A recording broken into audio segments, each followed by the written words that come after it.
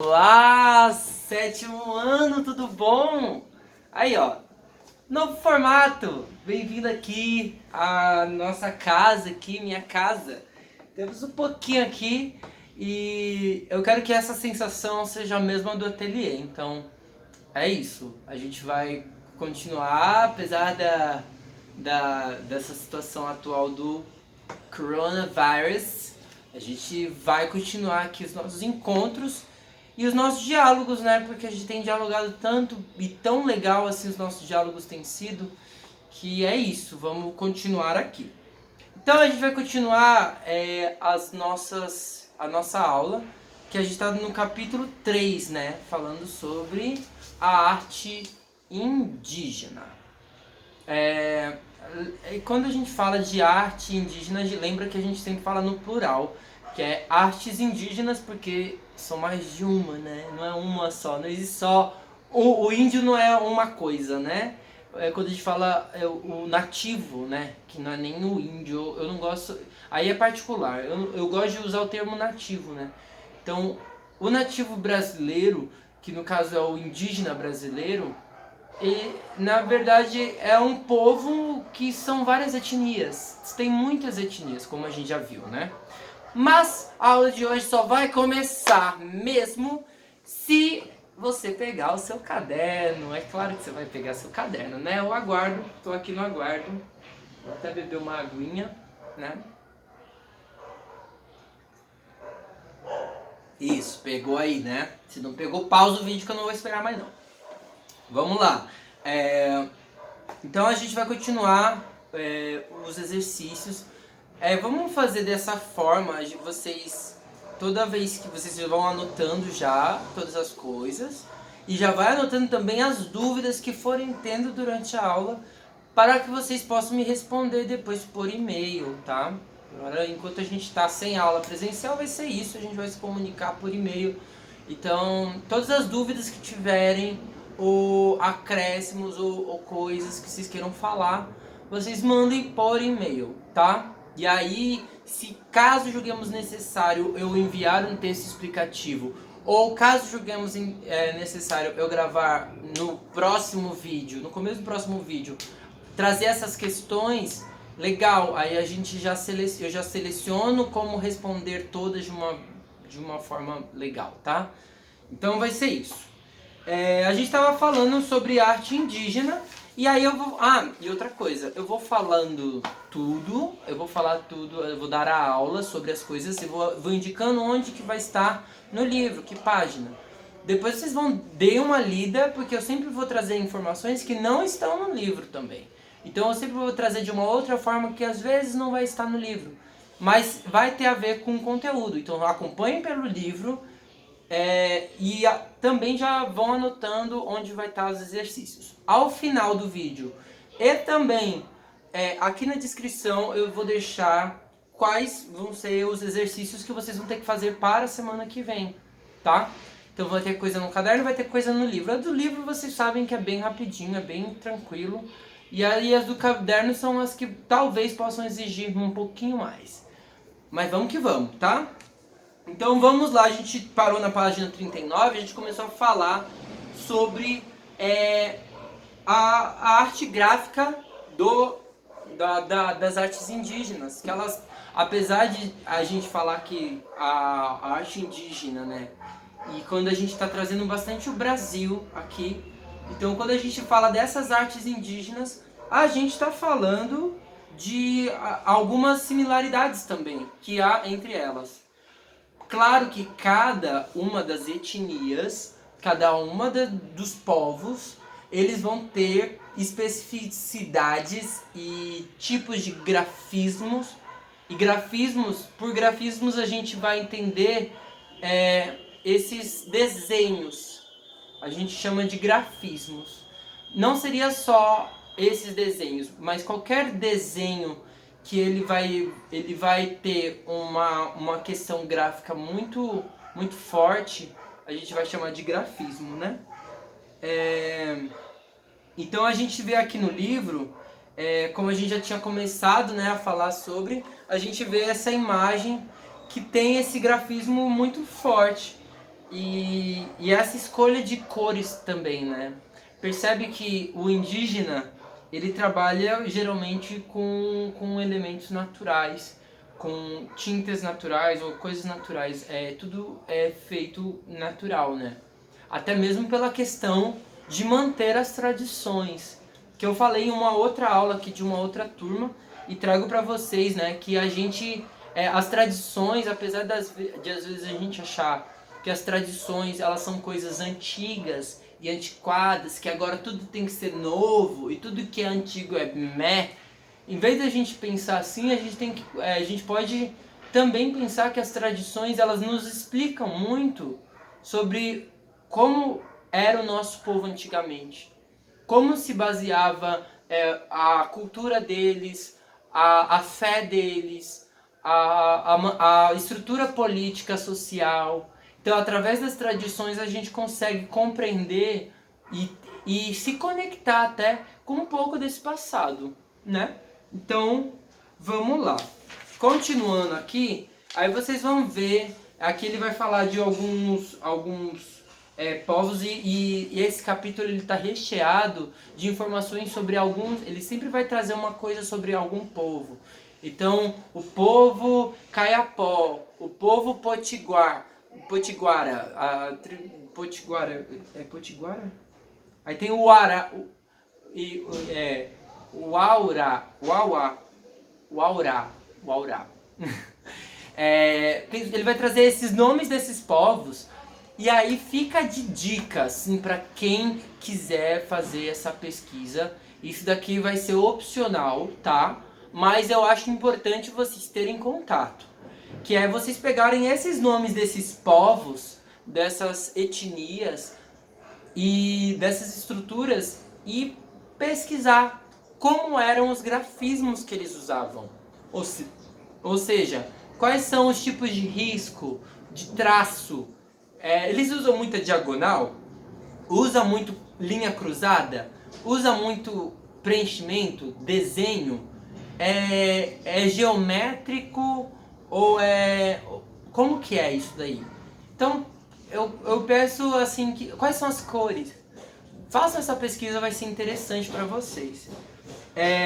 Na questão do grafismo, a gente vai ver aí na página 40, o quadrinho verde, ele vai dar 3 informações muito importantes. Que são as 3 informações que vão nos explicar um pouco sobre esse grafismo, né, indígena, quais são o que se quer o padrão, assim, o que se a gente fosse padronizar, o que geralmente eles têm em comum. E a gente vai ver aí essas 3 palavras, que é repetição, paralelismo, que é a segunda, e simetria, que é a terceira. Então, repetição, lembra aquilo que eu falei do padrão, né? Uma estampa, ela é o mesmo desenho repetido. O nome desse pequeno desenho, que ele é repetido, a gente chama de padrão, né? Dentro das artes gráficas a gente chama de padrão.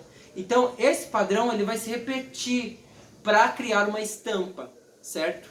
Sempre vai ter geralmente sempre tem um padrão.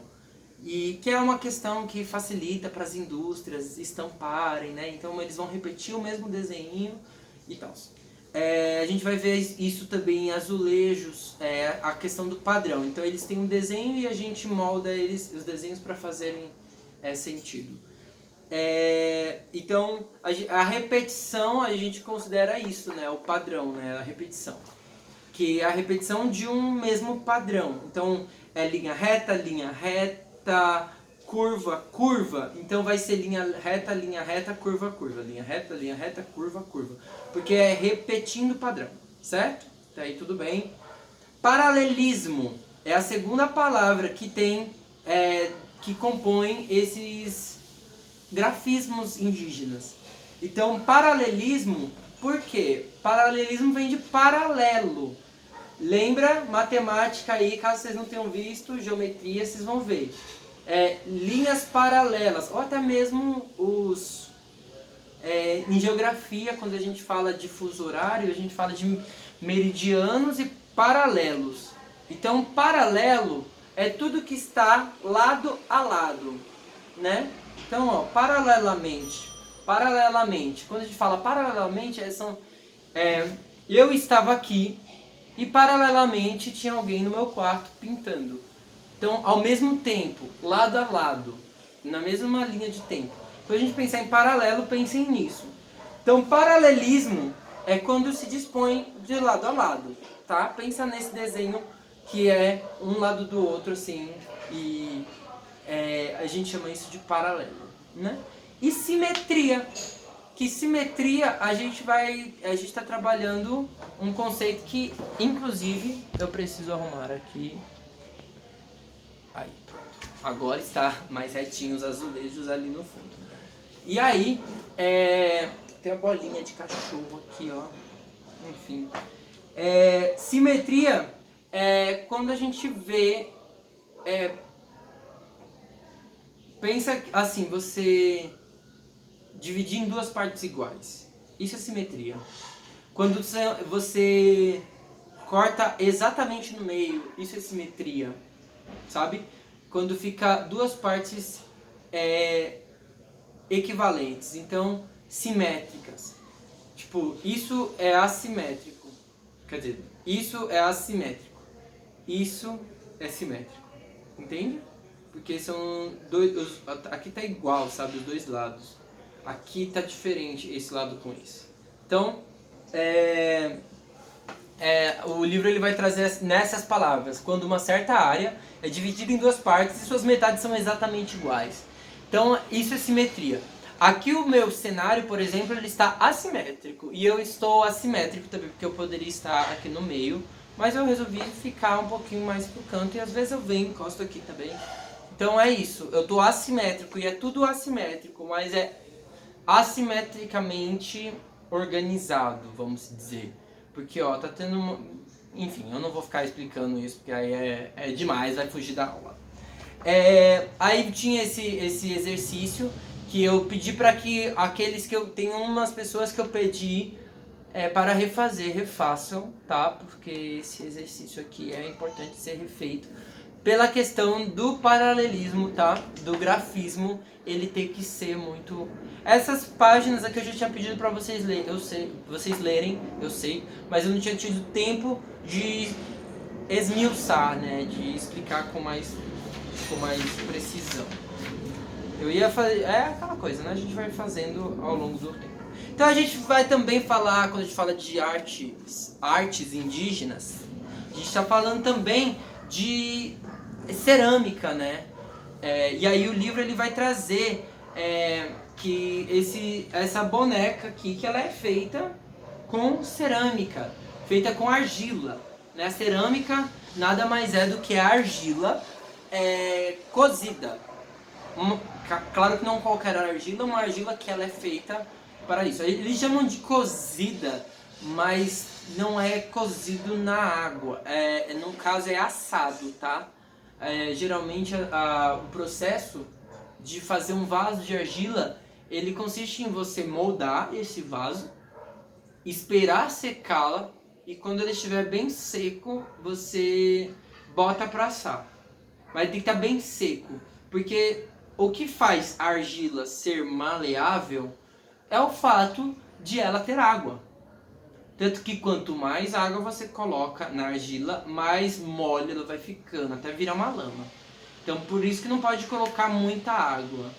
E aí quando você está mexendo lá na argila, você molda e deixa ela secando, deixa ela no vento, num lugar que bata o vento, sim. Não precisa ser no sol. Deixa ela secar alguns dias. E quando ela estiver completamente seca, que aí você, quem é mais experiente sabe, né, que quanto mais grosso é a parede do que você vai fazer, mais demora ela a secar, porque vai secar dentro e fica molhado. E aí depois você coloca essa argila num forno específico para assar. E esse forno específico, ele em geral é um forno que ele aquece muito. E se ela tem água lá dentro ou ar, a peça explode, a peça de argila, o que você fez. Então a gente é um trabalho muito minucioso assim, para assar um trabalho de argila, um vaso. Por isso que vasos geralmente são mais caros, vasos de cerâmica.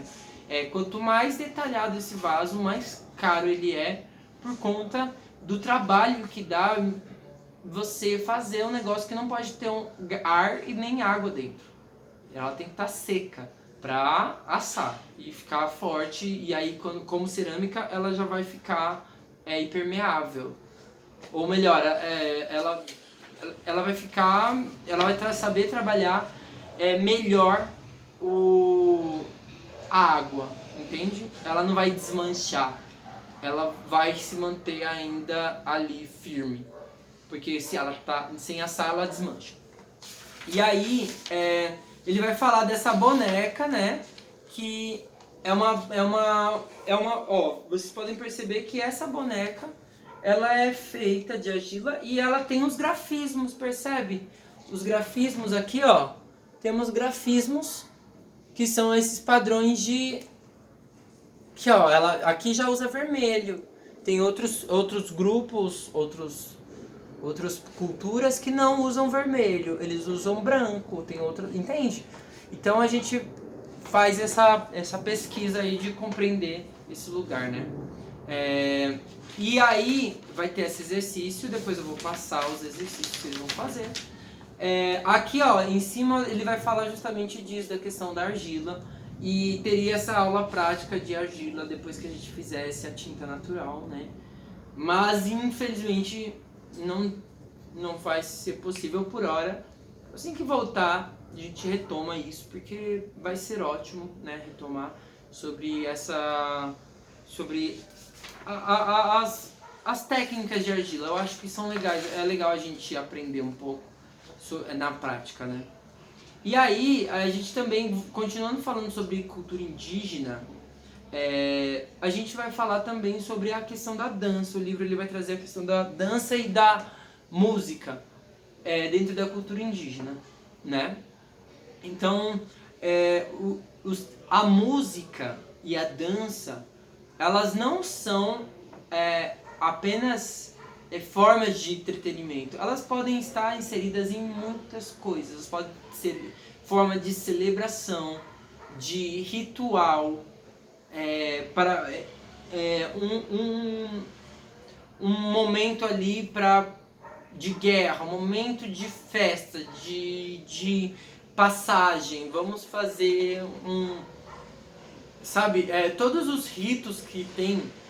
Que se eu usar o nome de algum rito que é ocidental, da Europa, por exemplo, se a gente falar de velório é uma coisa que é de uma outra cultura, não é da cultura indígena. Talvez eles celebrem um velório, eles vivam um velório de uma forma diferente, entende? Então é muito por aí, a gente tem que sempre tomar esse cuidado para olhar as pessoas, as outras culturas diferentes da nossa, pela ótica dessa cultura, não pela nossa ótica. Senão a gente vai falar que estranho, tá errado. E aí é meio complexo a gente julgar uma cultura pela nossa. Porque aí senão a gente tá falando que a nossa é melhor. E não tem melhor, é diferente, só culturas, né? E aí ele vai falar também aqui no livro dos instrumentos musicais, né? Vai falar do maracá, que é esse instrumento que ele é um chocalho, que ele tem uma forma de ser feito e ele tem pedras ou sementes dentro, e ele é usado em ritos, ele é usado, sabe, de diversas formas. Aqui no livro ele vai falar, além de puxar as danças, né? Porque o maracá, por ser um instrumento de percussão, ele marca o tempo da música. Então se ele tá tchá, tchá, tchá, tchá, tchá, tchá, tchá, vai ser mais rápido. Se ele tá tchá, tchá, tchá, vai ser mais devagar. Então ele que vai indicar o maracá.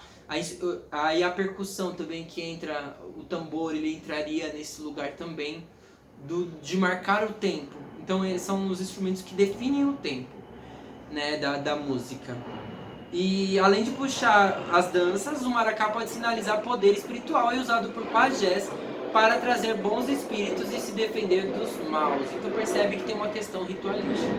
E aí ele fala das flautas, que geralmente são feitas, né, pode ser feita de bambu, de outros materiais, de outras madeiras, e elas atraem uma magia, né?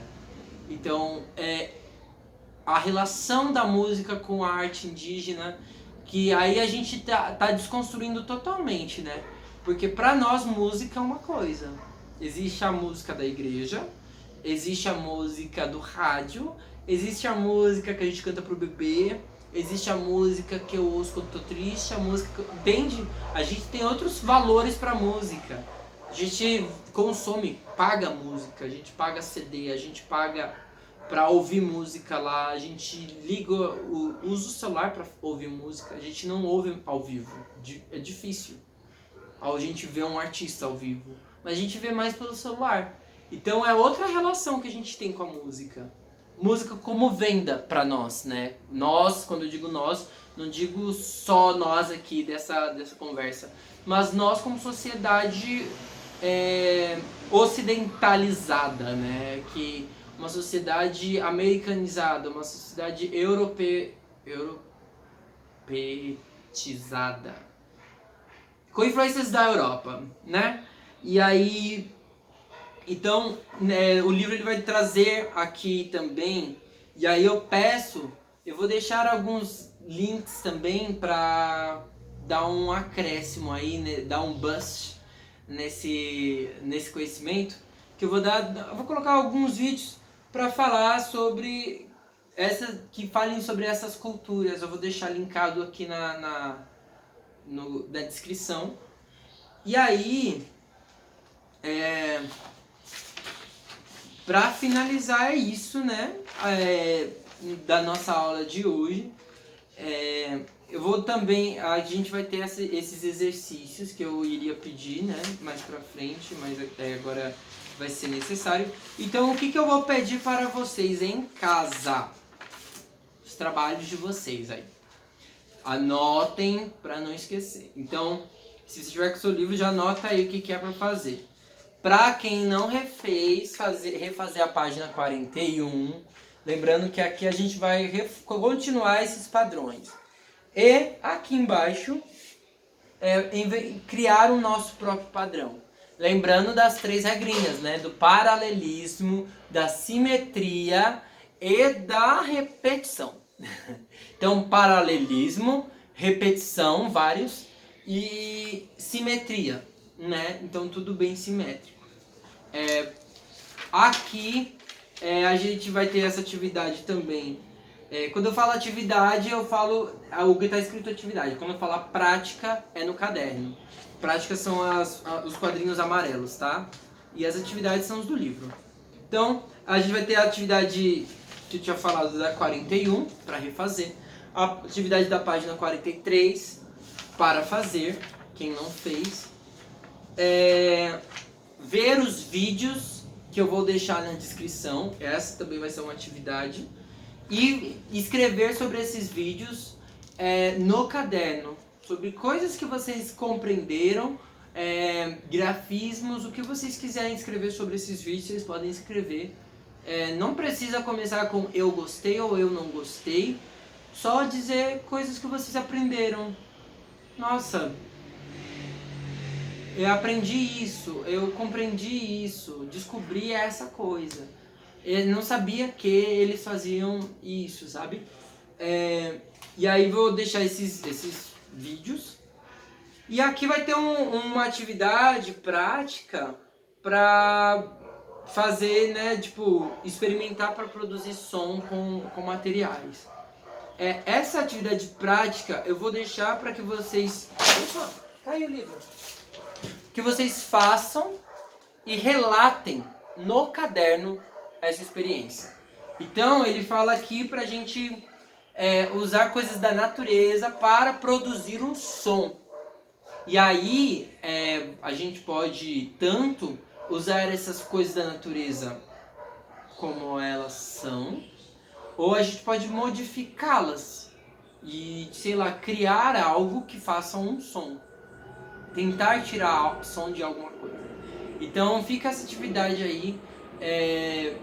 Lembrando que isso aqui, essa atividade prática, o objetivo aqui não é vocês criarem um instrumento, tá? O objetivo aqui de vocês é que vocês tenham uma experiência e experimentem o som com algo da natureza de uma forma única, sabe?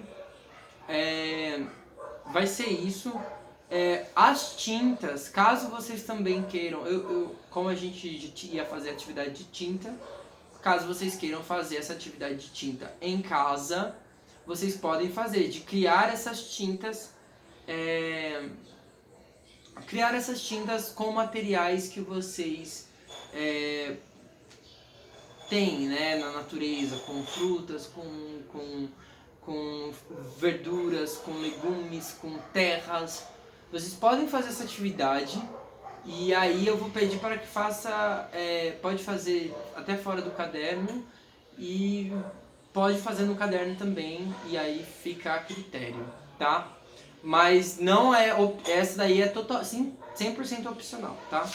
E por último, vai ter essa atividade de pesquisa aqui, que aí como eu já vou postar alguns vídeos, vocês podem usar esses vídeos também como base, né, para compreender esses rituais, esses adereços, etc e tal. Você pode usar essas etnias que eu colocar dos vídeos ou outras que vocês vão achar no próprio capítulo. No próprio capítulo ele vai falar sobre algumas etnias, então vocês podem dar uma olhadinha. Certo? Galera, é isso aí. A gente tá aqui nesse momento de fazer as coisas em casa. Mas uma coisa eu peço, que vocês não desfoquem, tá? Não desfoquem, porque o ensino, nós professores estamos gravando todos esses conteúdos para vocês. Estamos passando esses conteúdos para vocês das nossas casas, porque a gente acredita que a gente consegue construir ainda, mesmo nessa situação tão adversa, um conhecimento, a gente consegue construir algo bom, né? Então não vamos ficar reclamando, nem ficar dando desculpas, né? Vamos buscar fazer desse momento de ficar em casa uma nova possibilidade, porque a gente é capaz, né? A gente é capaz de estudar, a gente é capaz de aprender, a gente é capaz de estudar dessa nova forma. Eu ia gravar só áudio, mas aí eu resolvi gravar o vídeo, porque eu sei que tem muita gente que precisa ver esses movimentos de mão, precisa ver o meu olhar, precisa ver o lugar, sabe? Para assimilar esse conhecimento. Então é isso, tá? Se cuidem, estudem e qualquer dúvida tamo aí, tá bom? É nóis.